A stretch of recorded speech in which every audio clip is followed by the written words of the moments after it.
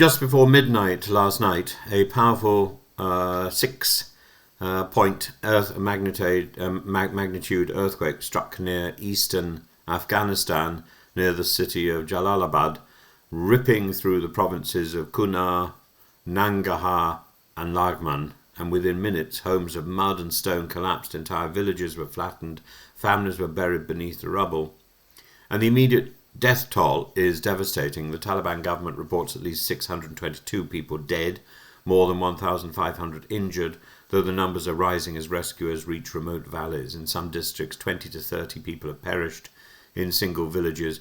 Roads have been blocked by landslides, forcing helicopters to airlift the wounded to Jalalabad and Kabul. Aftershocks continue to terrify residents, driving hundreds into the streets overnight.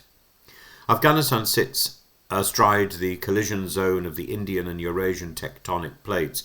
Earthquakes here are frequent, but shallow quakes like this one are especially deadly. The epicenter was just 8 kilometers beneath the surface, making the shaking violent and prolonged.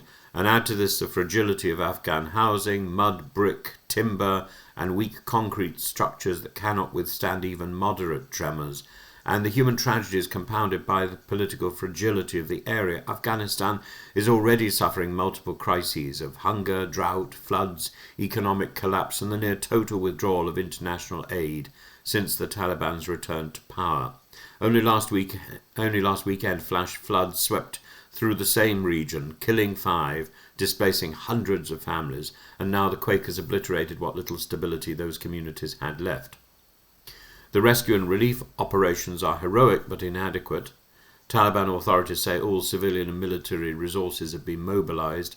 Local people are digging with bare hands to pull survivors from the rubble, yet blocked mountain roads and cut-off phone networks mean entire valleys remain unreachable except by helicopter, and no foreign government has yet stepped in with large-scale assistance. Afghanistan's people have endured more than 4 decades of conflict and upheaval, and we have to see this disaster in the wider frame. The 2023 earthquake killed up to 1,500. The 2022 quake in Paktika killed around 1,000. Each time the pattern repeats, a poor, isolated country with fragile infrastructure bears the brunt of natural forces with almost no cushion of resilience. How does a government with limited legitimacy and strained relations with the international community coordinate the kind of humanitarian response that is now essential, and will the world allow politics to obstruct compassion? The people crushed under rubble in Kunar province are not Taliban officials, but ordinary men, women and children. Earthquakes remind us that nature is indifferent to human divisions. Borders, ideologies, conflicts vanish when tectonic plates shift. What remains is human vulnerability and human responsibility, and Afghanistan's disaster should call forth solidarity, not indifference. So as we reflect on today's tragedy, we should hold together 2 thoughts: the unbearable grief of those who have lost homes and loved ones, and the urgent need for a humane and international response.